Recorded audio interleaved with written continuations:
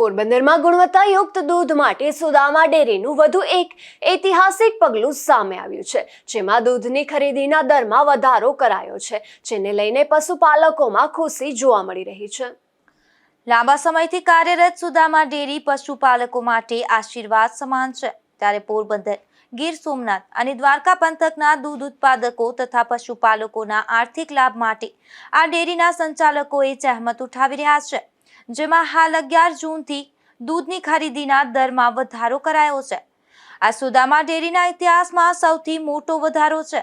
આ વધારા મુજબ દૂધની ખરીદી પર પ્રતિ કિલોગ્રામ ફેટ મુજબ અગાઉનો દર 850 રૂપિયા હતો, જેમાં નવો દર 870 રૂપિયા અને પ્રોત્સાહન રકમ રૂપિયા 15 મળી રૂપિયા 885 જેટલો ભાવ વધારો કરાયો છે।